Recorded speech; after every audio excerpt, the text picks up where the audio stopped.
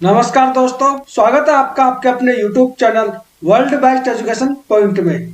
तो हमारी ये जो क्लास है वो है पटवारी स्पेशल। तो आप क्लास को पूरी देखें। क्लास में हमने जो प्रीवियस ईयर जो हमारे पिछले साल के जो क्वेश्चन थे उनको हमने लिया है। तो आइए देखते हैं कि हमारे वो कौन कौन से क्वेश्चन है। तो क्लास शुरू करने से पहले अगर आपने चैनल को सब्सक्राइब नहीं किया तो चैनल को सब्सक्राइब कर लीजिए और बेल आइकन को प्रेस कर लीजिए ताकि आने वाली हर नई वीडियो की नोटिफिकेशन आपको जल्द से जल्द मिल सके। तो आइए क्लास को शुरू करते हैं।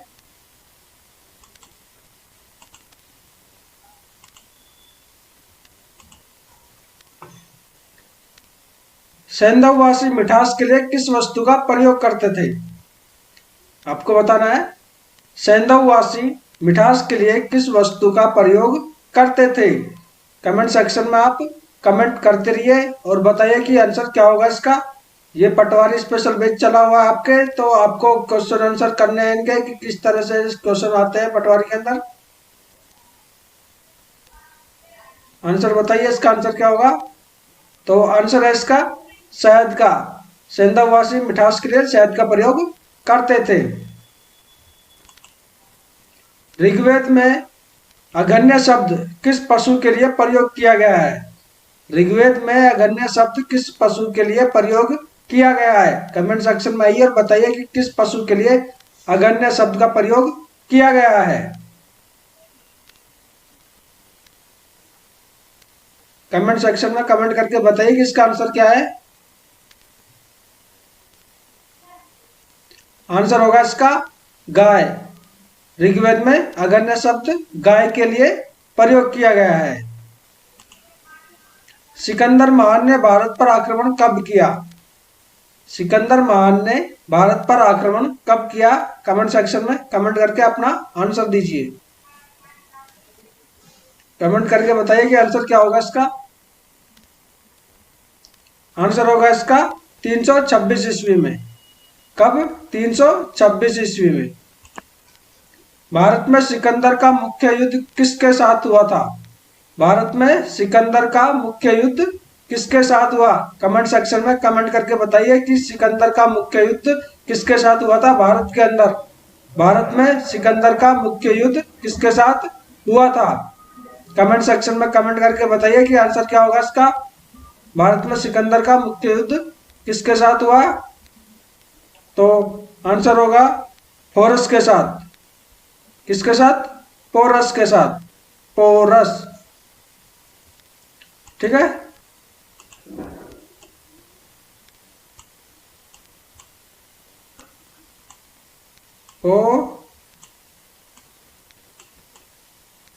पोरस के साथ।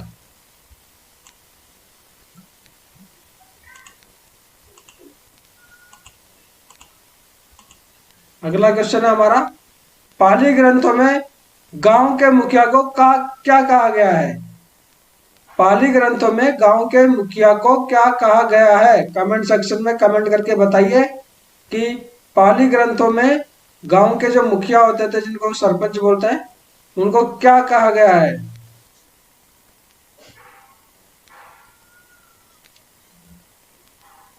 पाली ग्रंथों में गांव के मुखिया को क्या कहा गया है? आंसर होगा भोजन।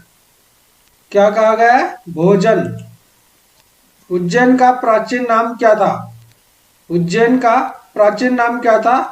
उज्जैन नाम सुना होगा आपने, महाकाल की नगरी। तो आपको बताना है कि उसका प्राचीन नाम क्या था। उज्जैन का प्राचीन नाम क्या था? कमेंट सेक्शन में कमेंट करके बताइए कि उज्जैन का प्राचीन नाम क्या था। कमेंट सेक्शन में बताइए कि उज्जैन का प्राचीन नाम क्या था। तो आंसर होगा इसका अवंतिका। उज्जैन का प्राचीन नाम था अवंतिका। नंद वंश का संस्थापक कौन था? कमेंट सेक्शन में कमेंट करके बताइए नंद वंश का संस्थापक कौन था। नंद वंश का संस्थापक कौन था?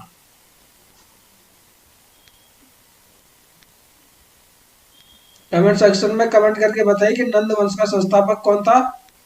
तो इसका आंसर होगा महापद्मानंद। कौन?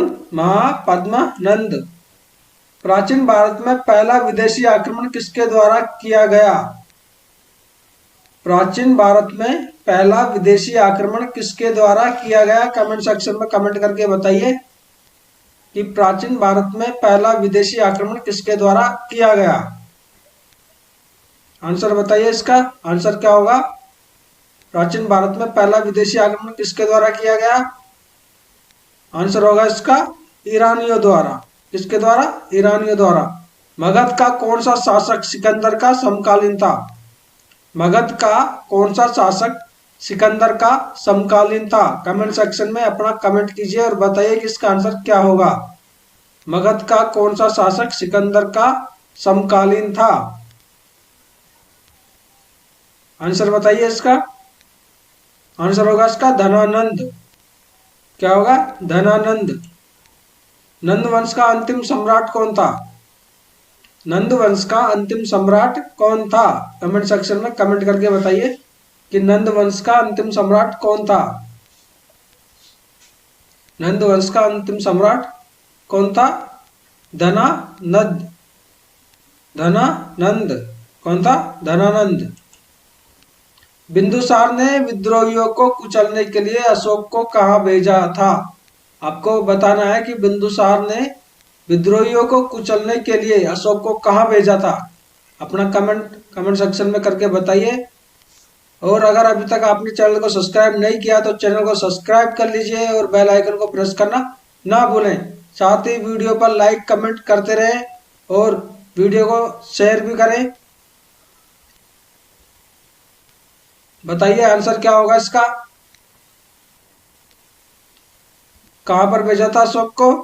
तो अशोक को उन्होंने तक्षशिला भेजा था। कहां पर भेजा था? तक्षशिला। किस सम्राट का नाम देवान प्रियदर्शी था? किस सम्राट का नाम देवान प्रियदर्शी था? कमेंट सेक्शन में आप कमेंट करके बताइए कि किस सम्राट का नाम देवान प्रियदर्शी था। देवान प्रियदर्शी आपको नाम बताना है किसका था। आंसर होगा सम्राट अशोक का। कलिंग का युद्ध कब हुआ? कमेंट सेक्शन में बताइए कि कलिंग का युद्ध कब हुआ। कलिंग का युद्ध कब हुआ?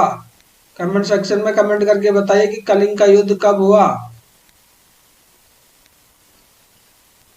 कलिंग का युद्ध कब हुआ? आंसर होगा 261 ईस्वी में। कब हुआ था? 261 ईस्वी में। प्राचीन भारत का कौन सा शासक था जिसने अपने अंतिम दिनों में जैन धर्म को अपना लिया था? आपको बताना है कि प्राचीन भारत का कौन सा शासक था जिसने अपने अंतिम दिनों में जैन धर्म को अपना लिया था। कमेंट सेक्शन में कमेंट करके बताइए कि प्राचीन भारत का कौन सा शासक था जिसने अपने अंतिम दिनों में जैन धर्म को अपना लिया था। तो आंसर होगा इसका चंद्रगुप्त मौर्य ने। किसने? चंद्रगुप्त मौर्य ने। मौर्य साम्राज्य में कौन सी मुद्रा प्रचलित थी? मौर्य साम्राज्य में कौन सी मुद्रा प्रचलित थी? कमेंट सेक्शन में कमेंट करके बताइए कि मौर्य साम्राज्य में कौन सी मुद्रा प्रचलित थी। कमेंट करके बताइए कि कौन सी मुद्रा प्रचलित थी। आंसर होगा इसका पर्ण मुद्रा। कौन सा? पर्ण। अशोक का उत्तराधिकारी कौन था? कमेंट सेक्शन में कमेंट करके बताइए कि अशोक का उत्तराधिकारी कौन था। अशोक का उत्तराधिकारी कौन था? आंसर होगा इसका कुणाल। अशोक का उत्तराधिकारी कौन था? कुणाल। अर्थशास्त्र का लेखक किसके समकालीन था? अर्थशास्त्र का लेखक किसके समकालीन था? कमेंट सेक्शन में कमेंट करके बताइए कि अर्थशास्त्र का लेखक किसके समकालीन था। कमेंट सेक्शन में कमेंट करके बताइए कि अर्थशास्त्र का लेखक किसके समकालीन था। किसके समकालीन था? चंद्रगुप्त मौर्य के। किसके? चंद्रगुप्त मौर्य के समकालीन था। मौर्य काल में शिक्षा का प्रसिद्ध केंद्र कौन सा था? मौर्य काल में जो शिक्षा का प्रसिद्ध केंद्र था वो कौन सा था? आपको मौर्य काल में शिक्षा का प्रसिद्ध क्षेत्र कौन सा था उसका नाम बताना है और कमेंट सेक्शन में कमेंट करके बताना है कि उसका नाम क्या था। मौर्य काल में शिक्षा का प्रसिद्ध केंद्र कौन सा था? तो आंसर होगा इसका तक्षशिला। क्या था? तक्षशिला। मेगास्थनीज की पुस्तक का क्या नाम था? मेगास्थनीज की पुस्तक का क्या नाम था? कमेंट सेक्शन में आप कमेंट करके बताइए कि मेगास्थनीज की जो पुस्तक थी उसका नाम क्या था। कमेंट सेक्शन में कमेंट करके बताइए कि आंसर क्या होगा। मेगास्थनीज की पुस्तक का नाम क्या था? आंसर होगा इंडिका। क्या नाम था? इंडिका। अशोक के शिलालेखों में कौन सी भाषा थी? कमेंट सेक्शन में कमेंट करके बताइए कि अशोक के शिलालेखों में कौन सी भाषा थी। कमेंट कीजिए आप और बताइए कि आंसर क्या होगा इसका। अशोक के जो शिलालेख थे उनमें कौन सी भाषा थी? आंसर होगा इसका प्राकृत। कौन सी भाषा थी? प्राकृत भाषा। अगर आपने अभी तक चैनल को सब्सक्राइब नहीं किया तो चैनल को सब्सक्राइब कर लीजिए और बेल आइकन को प्रेस कर लीजिए ताकि हमारी आने वाली हर नई वीडियो की नोटिफिकेशन आपको जल्द से जल्द मिल सके। हड़प्पा सभ्यता का पता कब और किसने लगाया?